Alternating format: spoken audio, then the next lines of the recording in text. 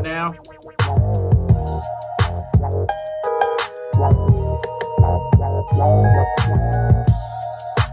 Yeah.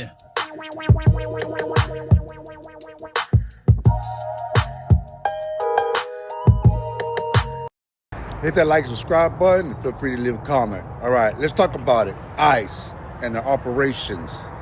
Because I know this is a topic that has everyone on edge. You hear about ICE sweeping through towns, rounding people up, and the fear spreads like wildfire. People are worried it's going to be everyone. Like they're just out there grabbing innocent families and tossing them out of the country. But let me tell you something. I don't think it's as widespread as people think. Their main focus, at least from what I've seen, is on convicted felons who aren't supposed to be here. That's who's really in their crosshairs. Now, before anyone gets too heated, let me make this clear. I'm not saying the system is perfect.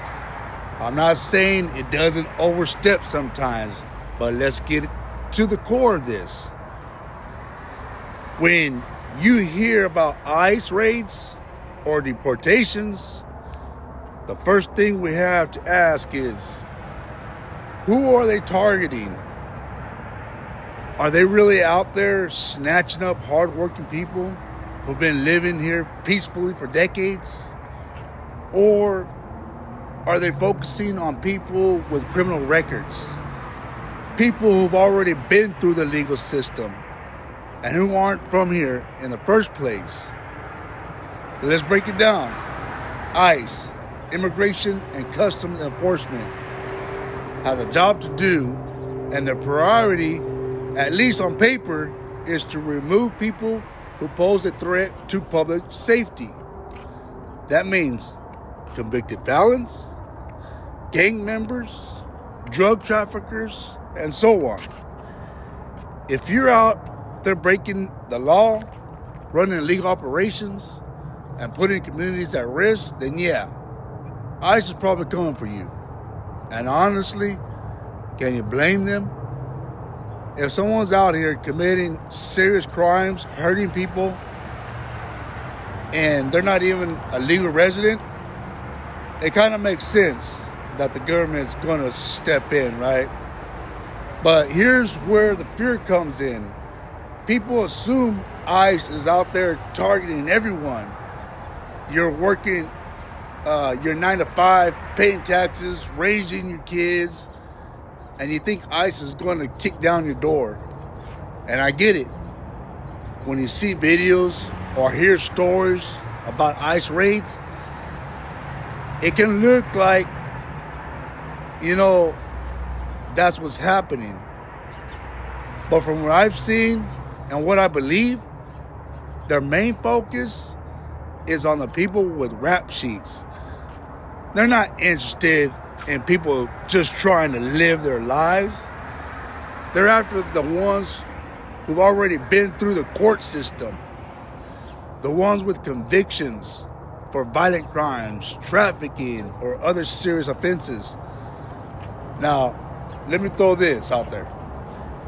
If you've been convicted of a felon and you're not from here, the reality is you're probably going to be on the radar. That's just how it works. And some people will argue, well, they've already served their time in prison. Why deport them after that? And I hear you, I really do. But the government's mindset is, if you're not from here and you've proven you're a danger to society, why should we let you stay? It's harsh, but that's the logic they're operating under. But here's the thing. Not everyone ICE picks up is a hardened criminal, and that's where the controversy comes in. Sometimes people get swept up who don't fit the profile. Maybe their paperwork isn't in order, or they've had minor infractions that technically make them eligible for deportation, right? And when that happens, it creates fear in communities because nobody wants to feel like they're at risk just for existing. So, how do we address that fear? First, we've got to separate fact from fiction. Not every ICE operation is a blanket sweep of everyone without papers.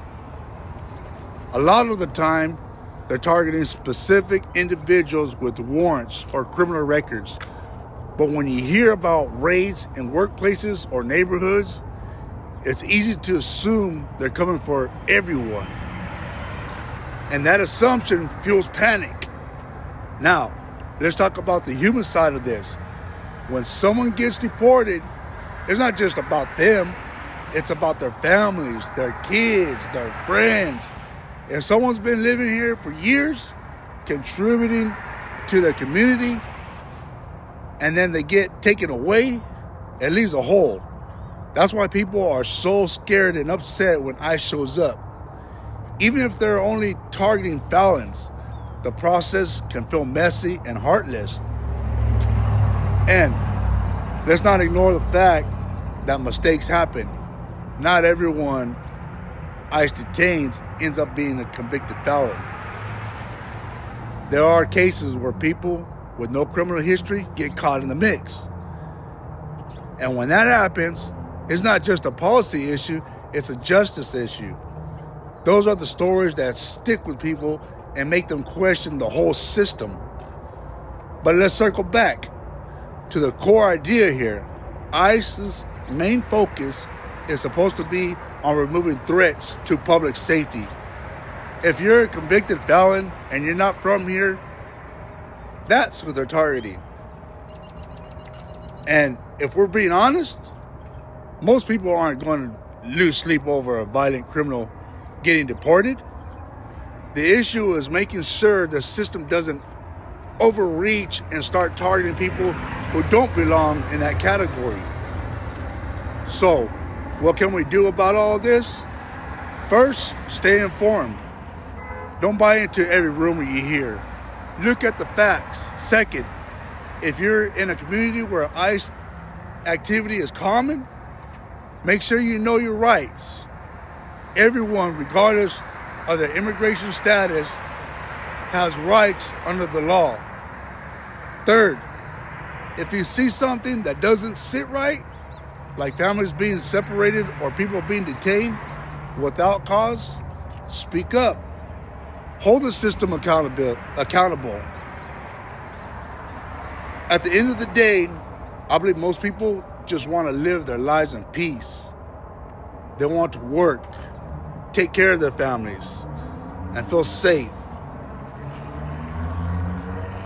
And while ICE has a role to play in removing dangerous individuals, they've got to do it in a way that doesn't tear apart communities or create unnecessary fear.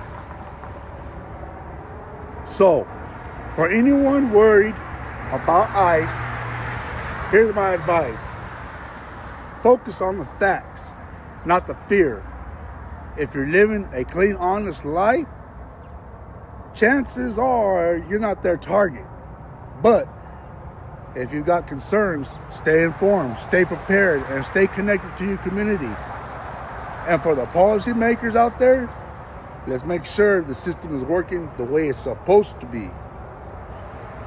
Because at the end of the day, it's about balancing safety with humanity. And that's something we should all be striving for. All right, now let's talk about something real. Something that might be uncomfortable, but it needs to be said.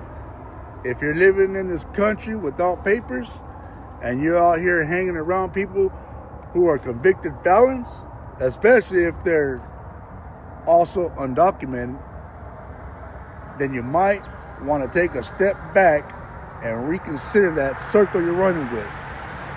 Because, let me tell you something, when ICE shows up looking for them, there's a real good chance you're going to get caught up in the mix too. Whether you've done something wrong or not, you know, let me tell you, let's break it down. If you're here without papers I don't need to tell you that life can already feel like walking a tightrope. You're just trying to make a living, take care of your family, and keep a low profile.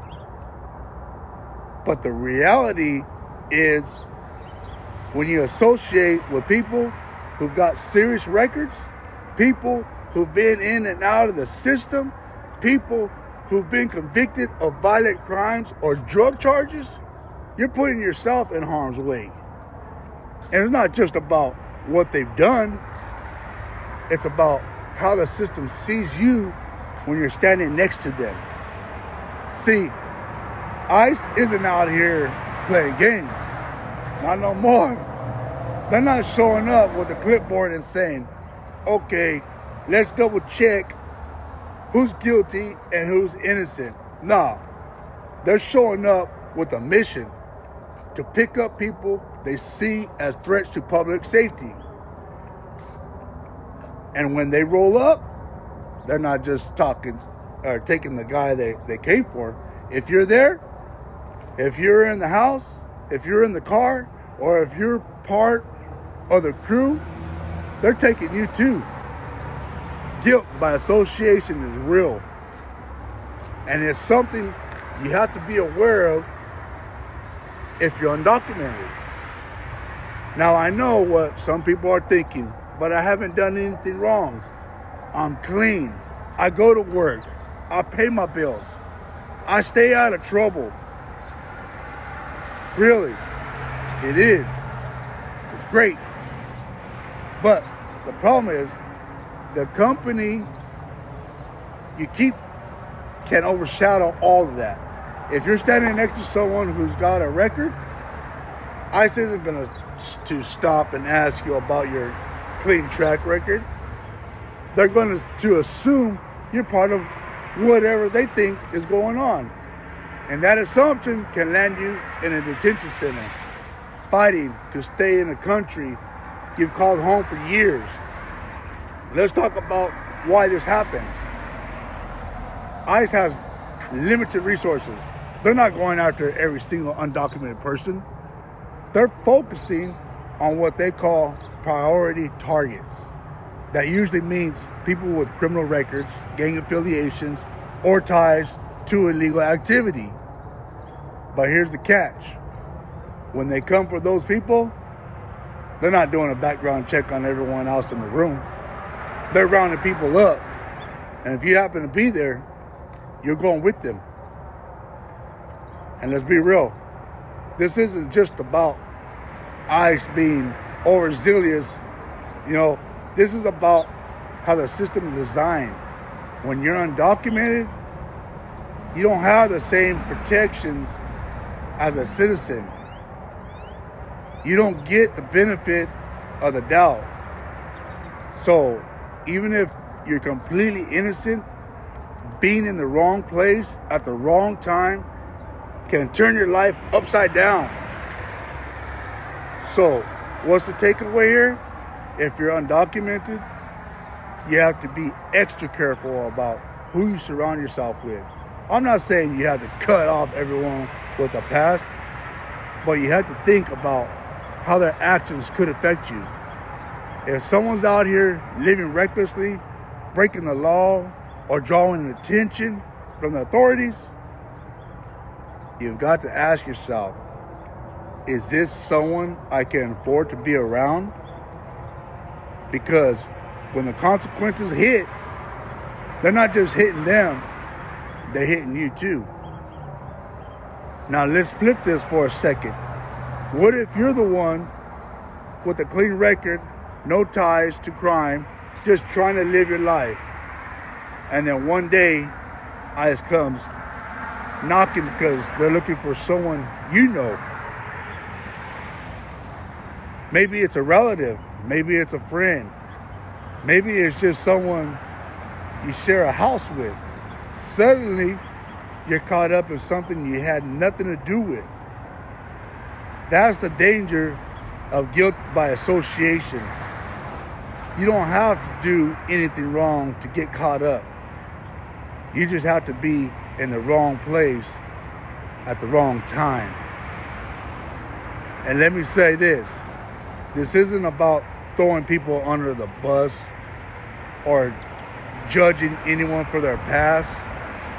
People make mistakes. People grow. But if you're undocumented, you've got to think about self-preservation.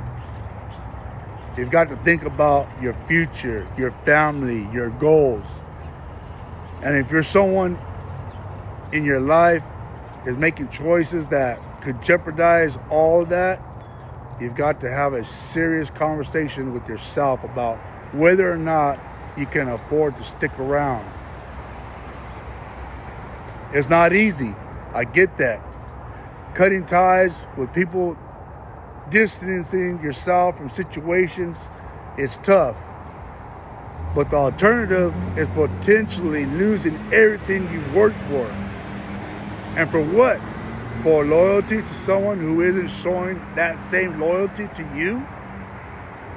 If they cared about you, they wouldn't be putting you in harm's way. They wouldn't be drawing attention that could cost you your freedom. Let me give you an example. Imagine you're living with someone who's got a record. Maybe they've been deported before. Maybe they've got a warrant out. And one day, ICE shows up at your door. They're not going to knock politely and ask for that person. They're going to come in, ask everyone for their papers, and if you don't have them, you're going with them. It doesn't matter that you've been staying out of trouble. It doesn't matter that you've been following the rules. In that moment, all they see is someone who's undocumented. And that's enough.